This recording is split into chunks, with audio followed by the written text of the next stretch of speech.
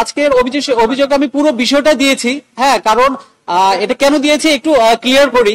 তা আমি সিএমএম কোর্টে মামলা করলাম, গুম বিষয়ে মামলা করলাম। করতে গিয়ে দেখলাম যে এটা আসলে কিডন্যাপিং অ্যাবডাকশনের উপরে করতে হচ্ছে, যদিও গুমটা টোটালি ডিফারেন্ট, ডেফিনেশনও ডিফারেন্ট, কিন্তু তারপরও করতে হলো। কিন্তু পরবর্তীতে যখন আমি এই মামলার তদন্ত অফিসারকে, ওসি তদন্তকে আমি বললাম যে মামলা তো হয়েছে বা উনি সন অ্যারেস্ট দেখিয়েছে, একজন আসামি ছিল AKM শহীদুল হক, উনি আমার 4 নাম্বার আসামি। পরে আমি বললাম আপনি রিমান্ডের জন্য ইয়ে করেন, বলছে যে না রিমান্ড তো অনেকেই নিচ্ছে, আমরা না নিলে নয়। আমি বলছি আমার মামলা অবশ্যই, আমি যখন গুম ছিলাম আমার ফ্যামিলি গিয়েছেন তখন আইজি সাহেবের কাছে, উনি কোনো পাত্তাই দেননি।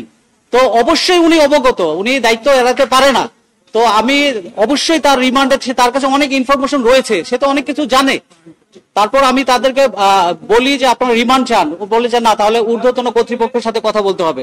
তখন আমি আসলে বুঝেই ফেললাম, হতাশ হলাম যে আমি আসলে এখানে ন্যায় বিচার আমি পাবো না, আর বিধান তো নেই।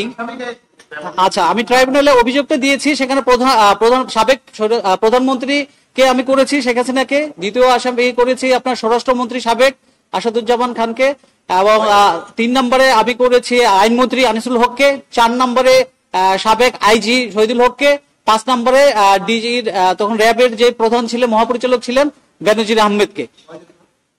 5 জনকে আসামি, আর অজ্ঞাতনামা আরো 20-25 জন। উত্তরা 5 নম্বর সেক্টরে 10ই ফেব্রুয়ারি 2015-তে আমি গুম হই, এবং আমাকে 6 মাস 3 দিন রাখা হয়। এই 6 মাস 3 দিন অমানবিক নির্যাতন করা হয়েছে আমার প্রতি, এগুলো আমি একাধিকবার বলেছি। তবে একটা জিনিস কি, গুমের বর্ণনাগুলো সব জায়গায় একই, সেম, কিন্তু আপনারা একটা জিনিস খেয়াল করবেন, গুম যে হয়, শুধু গুমের এই শাস্তিটা সে ভোগ করে বিষয়টা তা না, এটা এমন একটা বিষয়।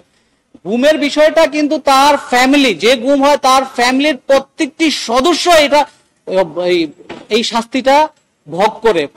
আচ্ছা, আমি বাংলাদেশ জাতীয়তাবাদী দলের একজন অ্যাক্টিভ কর্মী ছিলাম, সক্রিয় অ্যাক্টিভ একজন কর্মী ছিলাম।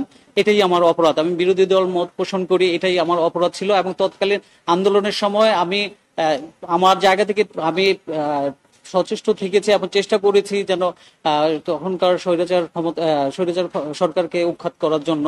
এটাই আমার অপরাধ।